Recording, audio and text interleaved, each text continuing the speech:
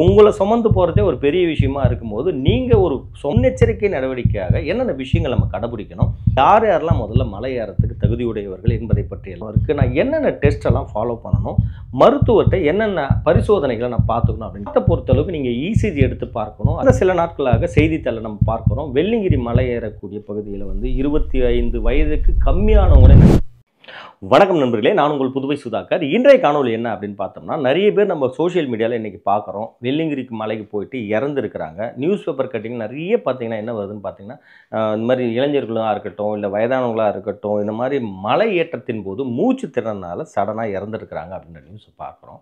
அப்புறம் மலை ஏறும்பொழுது என்னென்ன ப்ரிகாஷனரி மெஷர்ஸ், அதாவது முன்னெச்சரிக்கை நடவடிக்கையாக என்னென்ன விஷயங்கள் நம்ம கடைபிடிக்கணும், யார் யாரெல்லாம் முதல்ல மலை ஏறத்துக்கு தகுதியுடையவர்கள் என்பதை பற்றியெல்லாம் இப்படிப்பட்ட பல்வேறு விஷயங்களை மருத்துவம் சம்பந்தமான விஷயத்தோடு ஒப்பிட்டு என்னென்ன விஷயங்களை அடிப்படையாக நம்ம கடைபிடிச்சிட்டு ஒரு மலையேற்றத்துக்கான பயணத்தை முடிவு பண்ணணும் அப்படின்றத பற்றிய காணொளி தான் இன்றைய காணொளி. தொடர்ந்து பாருங்கள். இது நம்ம சேனல் புதுவை சுதாகர். நம்ம சேனல் உங்களுக்கு பிடிச்சிருந்ததுன்னா சப்ஸ்கிரைப் பண்ணி வச்சுக்கோங்க, நண்பர்களுக்கெல்லாம் ஷேர் பண்ணுங்கள்.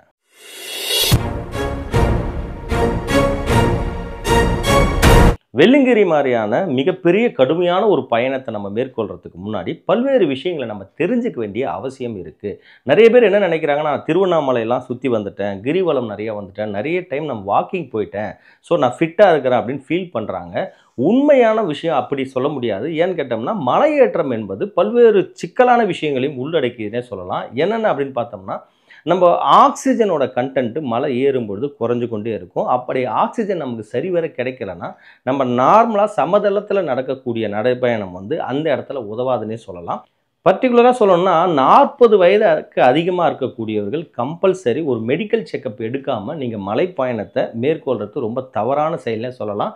கடந்த சில நாட்களாக செய்தித்தாளை நம்ம பார்க்குறோம். வெள்ளியங்கிரி மலை ஏறக்கூடிய பகுதியில் வந்து 25 வயதுக்கு கம்மியானவங்களே நிறைய பேர் வந்து சடனாக இறந்துருக்கிறாங்க அப்படின்னு சொல்லிட்டு இந்த இது பார்த்தீங்கன்னா தொடர்ச்சியாக தொடருது. 2022ஆம் ஆண்டு 13 பேர், 2 இளைஞர்கள், அதில் 25 வயசுக்கு கீழே இருக்கிறவங்க 13 பேர் வந்து இறந்துருக்கிறாங்க. 24லையும் அது 9 பேராக இருந்தது, 23ல் 8 பேர் இறந்துருக்கிறாங்க. இந்த ஆண்டு பார்த்தீங்கன்னா மறுபடியும் அந்த நம்பர் வந்து தொடர்ந்துக்கிட்டே இருக்குது. இதற்கெல்லாம் முழுமையான காரணம் என்ன அப்படின்னு நம்ம பார்த்தோம்னா, மருத்துவருடைய ப்ராப்பராக ஒரு ஆலோசனை எடுக்காமல், மெடிக்கல் செக்கப் பண்ணாமல் நேரடியாக ஒரு கடுமையான மிக கடுமையான ஒரு மலைப்பயணத்தை வந்து ரொம்ப சாதாரணமாக நம்ம எடுத்துகிட்டு நடக்கிறதுனால தான் இந்த பிரச்சனை ஏற்படுதுன்னே சொல்லலாம். ஏன்னா இன்றைய காலகட்டத்தில் ஒரு சமதளத்தில் நடந்து நம்ம பழக்கம் இருக்கும். ஆனால் ஹில் ஸ்டேஷன் அப்படின்னு சொல்லும்பொழுது ஆக்சிஜன் அங்கே கம்மியாக இருக்கும், கடுமையான கிளைமேட்டிக் சேஞ்சஸ் இருக்கும். ரெண்டாவது, தேவையான அளவுக்கு தண்ணீரோ உணவுப் பொருட்களோ கிடைக்காம சூழல் அமையலாம். இந்த மாதிரியான ஒரு கடுமையான பயணத்தை மேற்கொள்ளும் பொழுது என்னென்ன வகையான மெடிக்கல் செக்கப் நம்ம பண்ணணும், யார் யாரெல்லாம் முதல்ல இந்த மாதிரியான கடுமையான பயணத்துக்கு தகுதி உடையவர்களாக இருக்கிறார்கள். முதல் விஷயம் என்ன அப்படின்னு பார்த்தீங்கன்னா, நம்ம அரசுடைய ஆணை என்ன சொல்லுதுன்னு பார்த்தீங்கன்னா, 50 வயதிற்கு கூட இருக்கிறவங்க கண்டிப்பாக மலை ஏறாதீங்க. உங்களுக்கு வந்து பிபி இருக்கலாம், டயபெட்டிக்ஸ் ப்ராப்ளம் இருக்கலாம், ஹார்ட் ப்ராப்ளம் இருக்கலாம், லங்ஸில் என்ன ப்ராப்ளம் இருக்கலாம், கிட்னி ப்ராப்ளம் இருக்கிறவங்க இவங்க யாரும் மலை ஏறக்கூடாது என்பதை தெளிவாக மலை ஏற்றத்தின் போதே ஒரு போர்டில் எழுதி போட்டிருக்கிறாங்க. இது யாருமே பார்க்கறது இல்லை, முதல் விஷயம்.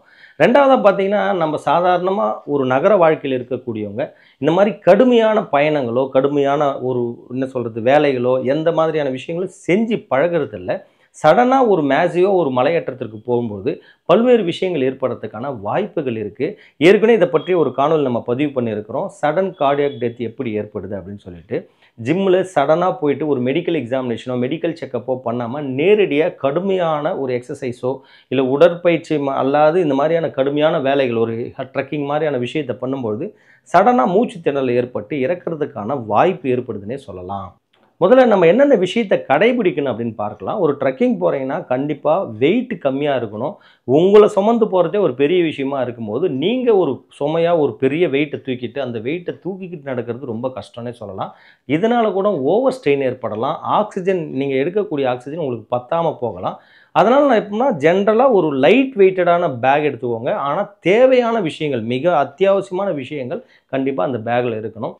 முதல் விஷயமா யார் யாரெல்லாம் இந்த மலை ஏற்றத்துக்கு தகுதியற்றவர்கள் அப்படின்னு பார்ப்போம். ஆல்ரெடி ஹார்ட்டில் ப்ராப்ளம் இருக்கிறவங்க, ஸ்டென்ட் வச்சுருக்கிறவங்க, இல்லைன்னா வேறு ஏதாவது சர்ஜரி பண்ணியிருக்கக்கூடியவங்க, பிபி இருந்தாலோ சுகர் இருந்தாலோ கண்டிப்பாக அவாய்ட் பண்ணுறது ரொம்ப நல்லதுன்னே சொல்லலாம். அது மட்டும் இல்லாமல் லங்ஸ் பிரச்சனை இருக்கும், சில பேருக்கு வீசிங் ப்ராப்ளம் இருக்கும், சில பேர் கிட்னி ப்ராப்ளத்தோடு இருப்பாங்க. இவங்கெல்லாம் கம்பல்சரி இந்த மலை ஏற்றத்தை அவாய்ட் பண்ணுறது ரொம்பவே நல்லதுன்னு சொல்லலாம். ஒரு சிலர் பார்த்தீங்கன்னா ஒரு 40 வயதுக்கு கீழே இருப்பாங்க, இருந்தால் கூட பிபி சுகரெல்லாம் இருக்கும். ஆனால் ஹெல்த்தியாக இருக்கிறேன், அதிகப்படியான பயிற்சி ஆல்ரெடி நான் பண்ணியிருக்கிறேன், நான் ஒரு தடவை மலையேற்றத்தை பார்க்கணும், இல்லை வந்து நான் வந்து ஒரு சிவன்கிட்ட வேண்டிட்டு இருக்கிறேன், தரிசனம் பண்ணணும் அப்படின்னா கம்பல்சரி அவங்க மெடிக்கல் செக்கப் பண்ணிவிட்டு பர்டிகுலராக கார்டியாலஜி டாக்டரை பார்த்து இசிஜி, டிஎம்டி, ஹோல்டர் இந்த மாதிரி சொல்லக்கூடிய டெஸ்ட்டெல்லாம் எடுத்து பார்த்துட்டு அவங்க வந்து பயணத்தை மேற்கொள்கிறது ரொம்ப நல்லதுன்னே சொல்லலாம். மற்றபடி 50 வயதுக்கு மேலே போகும்போது ஹார்ட் ப்ராப்ளம் இருக்கிறவங்க, லங்ஸில் ப்ராப்ளம் இருக்கிறவங்க, கிட்னி ப்ராப்ளம் இருக்கிறவங்க, ஹீமோக்ளோபின் கம்மியாக இருக்கிறவங்க, இவங்க எல்லாம் இந்த பயணத்தை தொடராமல் அவாய்ட் பண்ணுறது ரொம்பவே நல்லதுன்னு சொல்லலாம். ஓகே சார், இப்போ போகிறவங்க ஒரு 40 வயதுக்கு மேலே போயிடுச்சு, எனக்கு டயபெட்டிக் இருக்குது, அதே போல் பிபி ப்ராப்ளம் இருக்குது, நான் என்னென்ன டெஸ்ட்டெல்லாம் ஃபாலோ பண்ணணும், மருத்துவர்கிட்ட என்னென்ன பரிசோதனைகளை நான் பார்த்துக்கணும் அப்படின்னு கேட்குறவங்க கம்பல்சரி முதல்ல நம்மளோட ஆக்சிஜன் சேச்சுரேஷன் சொல்லக்கூடிய ஆக்சிஜனோட அளவு நம்ம நடக்கும்போது குறையுதா, இல்லை நம்ம நடக்கும்போதும் நார்மலாக நமக்கு மெயின்டைன் ஆகுதா அப்படின்றத ரெஸ்டிங்கில் பார்த்துட்டு, அதே மாதிரி கொஞ்சம் தூரம் நடந்து திரும்ப வந்ததுக்கப்புறம் ஆக்சிஜன் எவ்வளோ இருக்குது, எஸ்பிஓடி எவ்வளோ இருக்குது அப்படின்றத செக் பண்ணுறது ரொம்பவே முக்கியம்னு சொல்லலாம்.